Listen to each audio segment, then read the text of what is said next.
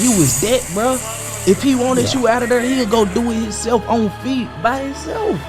He said, I'm a demon, man. I'm on demon time. He was a powerful demon. How are you rich and you're robbing people? Something's wrong with him. That's not human, man. You're not regular, man. Jaba is one of the most dangerous, if not the most dangerous character in Gajakuta. I know after seeing him almost take an engine and the other cleaners, you're curious to know just how strong he is. Well, I got you covered. Without wasting any time, let's break down just how strong he is. Like all characters in Gajakuta, a surefire indicator for judging how strong a character is their vital instrument and just how powerful it is. The reason being for this is because the stronger your weapon is relative to your verse, the stronger you're going to be as a combatant. A perfect example being someone like Gojo from Jujutsu Kaisen. Sure, Gojo is most definitely a genius and a supremely talented sorcerer. By all cases, he would have been powerful regardless of whatever curse technique he has. At the same time, it also helps to have a powerful curse technique like Infinity and to be blessed with the 6 eyes. Gojo's life would be much harder if he had a trash technique like Tool Manipulation. He most likely won't be regarded as the strongest sorcerer of his generation if he had Tool Manipulation. The same thing applies with Jaba. Not that skill, but something similar. I did a ranking video a couple of weeks ago on all the vital instruments in Gachakuta, and Jaba's vital instrument, Manura, was just outside of the top 10, coming in at number 11, placing it as an S tier vital instrument in Gachakuta. Frankly speaking, Jaba having one of the best vital instruments in the entire series helps us predetermine how strong he is before we even analyze any of his stats. And before we do that, I gotta talk about Manura and why it's so powerful in the first place. In its regular form, Manura is a set of 10 rings that Jaba wears on all fingers. In its weapon form, the ring extends to a pair of deadly claws that are about 6 inches long. These claws are very powerful as they've been shown to be sharp enough to cut through concrete like it's butter. The claws are obviously very deadly, but by far the deadliest things about the claws are the access to neurotoxins that it grants Jaba. You see, in the right claw, there's a powerful neurotoxin that can be used to immobilize an opponent for 30 minutes if the claw comes in contact with them. This neurotoxin is extremely dangerous as you can essentially be taken care of rather easily and lose to Jaba if he so much as grazes you with the claw. The left claw allows Jaba to have access to 3 sets of poison at a time that he can swap through. All he has to do is dose himself with said poison and he'll have access to it. The poisons can range from anything to corrosive digestive fluids from trash beasts to hallucinogenics from poisonous mushrooms. All this will be more than enough as a sales pitch to get it across to you why Manura is so powerful and deadly. But wait, there's more. You see, these claws right here, those are actually the suppressed version of Manura. Because Jaba is a psycho that loves to fight just about anyone, he actually uses the suppressed version to fight opponents to give himself a handicap and make sure the fight is as enjoyable as it could be. Only when his opponent shows that they're actually really powerful does he unleash the fully released weapon mode of Manura. The fully released weapon mode extends into a set of claws that are much larger and bigger. The extended claws are about half the size of a full-grown adult, give or take. In this state, the claws are even deadlier and sharper, as they can cut through just about anything now. The primary indicator for this is we actually saw Jaba clashing with Ryo's Reaper on equal footing, and Ryo's Reaper is extremely sharp and extremely strong. The claws in the full release state can also be used as a shield because of how big they are. It really just boosts everything that was already great about the claws initially, and retains the toxins abilities that Jaba can use when the claws are in the suppressed version. When you take everything into consideration, it's really no surprise that Manura is one of the deadliest vital instruments in all of Gachakuta. With that out of the way, time to scale Jaba and his stats. Jaba's best attribute has to be speed. It's most likely that Jaba is at least supersonic plus, with him most likely being hypersonic.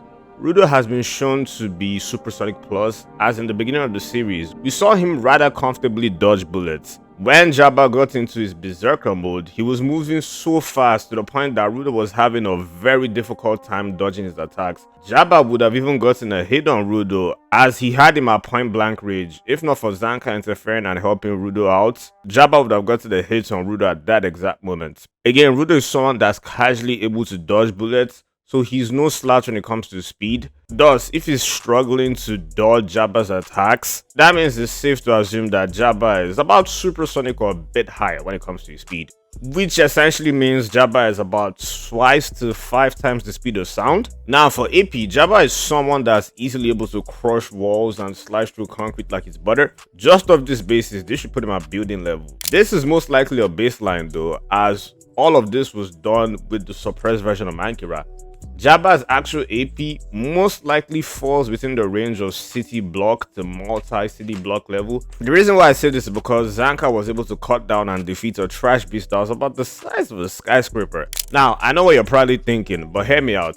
Even though this was after the Trash Storm arc and Zanka definitely has gotten stronger, I do want to point out that when Jaba and Zanka fought in the Trash Beast, Zanka was overwhelmed by the fully released version of Manura for the most part. It's not a stretch to say that at that very moment, Jaba was showing the same levels of AP that Zanka later went on to display just before the Doll Festival. The way the story portrays them, Zanka and Jaba are most likely rivals, and Zanka basically mentioned that he had to catch up to Jaba in order to surpass him and beat him. So the fact that Zanka said that he had to catch up to Jaba before he displayed that feat of him able to defeat that trash beast that was about the size of a skyscraper means that Jaba was most likely on that level of AP to begin with when they fought in the trash beast. So Zanka showing feats of multi-city block AP by default automatically scales and applies to Jaba too, and attacks like Stormy Weather prove so for the most part. So Jaba's AP is most likely multi-city block level. I mentioned that Jaba's best attributes might be his speed, but honestly, upon further consideration,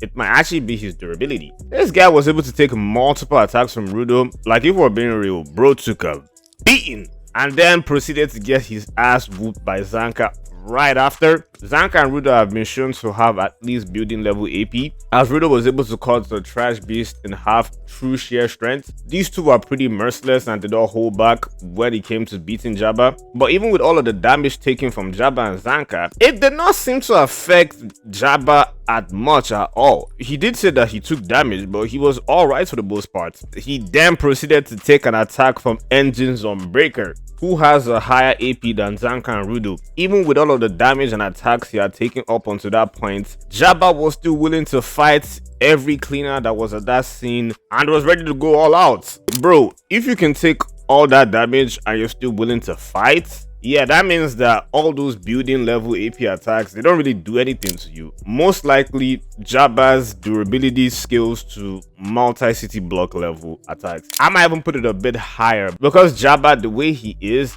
he just keeps on taking attacks and keeps on fighting and fighting and fighting. It's most likely his durability is town level or small town level, if we're being for real.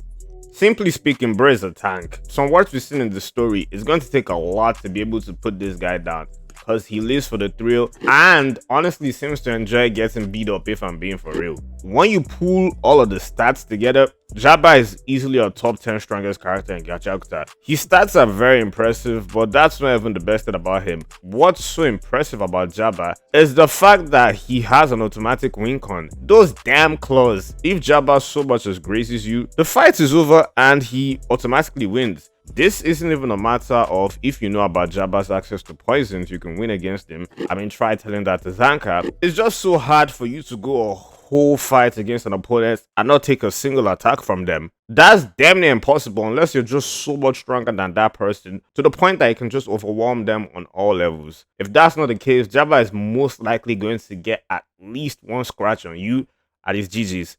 He's just too skilled of a fighter. He was able to scratch up Rudo and he didn't even notice. The fact that Jaba has an automatic win con is why he's so terrifying as an opponent. You take into consideration how much of a beast he is stats-wise, and it's no surprise why he ranks this high strength-wise. How strong do you think Jaba is? And if you enjoyed this video, watch this video about why Rudo has the most broken weapon in all of anime. That's all for me. Thank you for your time. Love y'all boys.